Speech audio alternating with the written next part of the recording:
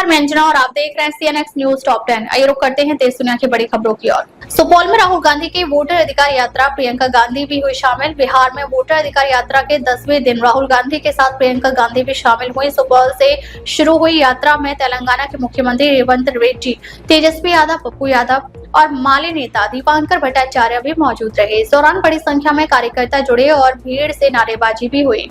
यात्रा मधुबनी होते हुए लोहिया चौक पर जनसभा तक पहुंचेगी। तेजस्वी यादव ने कहा कि जनता में यात्रा को लेकर उत्साह है और एनडीए का मतलब है नहीं देंगे अधिकार। मारुति की पहली electric SUV launch, PM Modi ने किया फ्लैग ऑफ। प्रधानमंत्री नरेंद्र मोदी ने गुजरात के हंसलपुर में मारुति की पहली इलेक्ट्रिक एसयूवी की ई-विटारा को एक्सपोर्ट के लिए हरी झंडी दिखाकर रवाना किया। यह पूरी तरह भारत में बनी कार है और इसे यूरोप व जापान सहित 100 से ज्यादा देशों में निर्यात किया जाएगा। ई-विटारा में 49 और 61 किलोवाट ओवर के 2 बैटरी पैक विकल्प मिलेंगे, जो एक बार चार्ज करने पर करीब 500 किलोमीटर तक चल सकती है। कीमत 20 से 30 लाख रुपए तक रहने की संभावना है। अस्पताल निर्माण घोटाले में आप नेता के घर पर ईडी के छापे मारे। प्रवर्तन निदेशालय ने आज सुबह आप नेता और पूर्व मंत्री सौरभ भारद्वाज के घर समेत 13 ठिकानों पर छापेमारी की। यह कार्रवाई अस्पताल निर्माण परियोजनाओं में कथित भ्रष्टाचार से जुड़ी जांच के तहत हुई है। आरोप है कि 5,590 करोड़ की 24 परियोजनाओं में गड़बड़ी और देरी हुई, जिससे लागत बढ़ गई। इस पर आपने आरोपों को राजनीति से प्रेरित बताया और कहा कि केंद्र सरकार विपक्ष की आवाज दबाना चाहती है। वहीं भाजपा नेताओं ने आपको भ्रष्ट पार्टी करार दिया। सुरक्षा पर करण ओजला का बयान। कनाडा से बेहतर पंजाबी सिंह करण ओजला ने कहा कि उन्हें कनाडा की तुलना में पंजाब में ज्यादा सुरक्षित महसूस होता है। एक इंटरव्यू में उन्होंने बताया कि उनके घर पर अब तक 6 बार फायरिंग हो चुकी है और वहां लकड़ी के घरों में गोली आसानी से दीवारें चीरकर अंदर आ जाती हैं।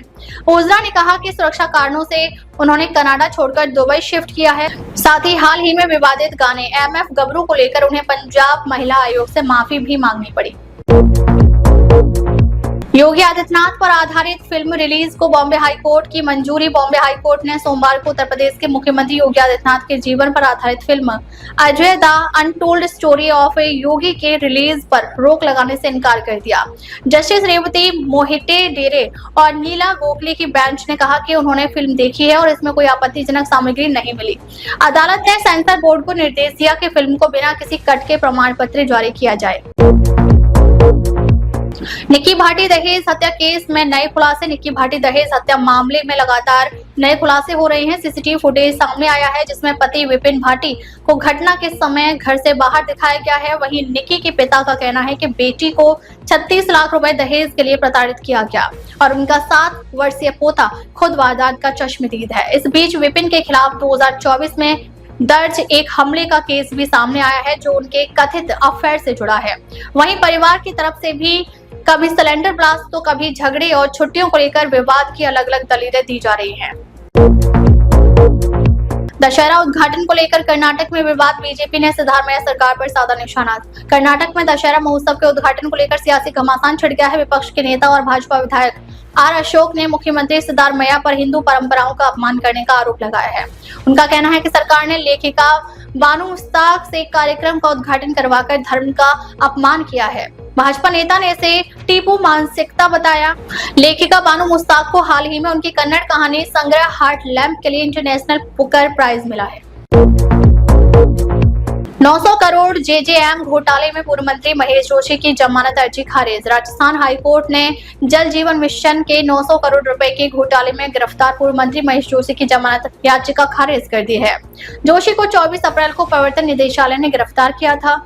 अदालत में ईडी के तर्क दिया कि जोशी ने टेंडर प्रक्रिया में रिश्वत ली और उनके बेटे की फर्म में संदिग्ध लेन देन हुआ। वहीं बचाव पक्ष का कहना था कि मूल केस में जोशी का नाम नहीं है और उन्हें फंसाया गया है। जयपुर बेंच के जस्टिस प्रवीर भटनागर की अदालत ने आदेश सुनाते हुए जोशी को फिलहाल जेल में ही रहने का निर्देश दिया है। RAS paper leak mastermind Amritlal Meena की संदिग्ध मौत। राजस्थान लोक सेवा आयोग की परीक्षाओं में पेपर लीक का मास्टरमाइंड माने जाने वाले अमृतलाल मीणा की संदिग्ध परिस्थितियों में मौत हो गई है। 56 वर्षीय मीणा करौली का रहने वाला था और वाराणसी के एक प्राइवेट अस्पताल में भर्ती था। परिजनों का आरोप है कि उसे जहर देकर हत्या की गई है। पुलिस ने मामला दर्ज कर जांच वाराणसी पुलिस को सौंप दी है। अमृतलाल मीणा पर 2013 की RAS परीक्षा का पेपर लीक कराने और अभ्यर्थियों को मोटी रकम लेकर पास कराने का आरोप था। जांच में सामने आया था कि उसने 5 साल में 100 से ज्यादा लोगों को गैजेटेड अफसर बनाया था। भारी बारिश से उत्तर भारत में जनजीवन प्रभावित। हिमाचल प्रदेश में लगातार बारिश और भूस्खलन से 750 से ज्यादा सड़कें बंद है। मनाली लेह हाईवे का हिस्सा ब्यास नदी में बह गया। कई दुकानें और रेस्टोरेंट ढह गए। अरुणाचल प्रदेश में लैंडस्लाइड के दौरान गाड़ियों पर पत्थर गिरे, जबकि जम्मू कश्मीर में जम्मू श्रीनगर नेशनल हाईवे पर यातायात रोकना पड़ा। राजस्थान के 8 जिलों में स्कूल बंद किए गए हैं और कई इलाकों में बाढ़ जैसे हालात हैं। वहीं दिल्ली NCR में बारिश के कारण एयरलाइंस ने फ्लाइट देरी की संभावना जताई है। अब तक के लिए बस इतना ही। फिर मिलते हैं कुछ ऐसी बड़ी खबरों के साथ। तब तक के लिए नमस्कार और देखते रहिए CNX न्यूज टॉप 10।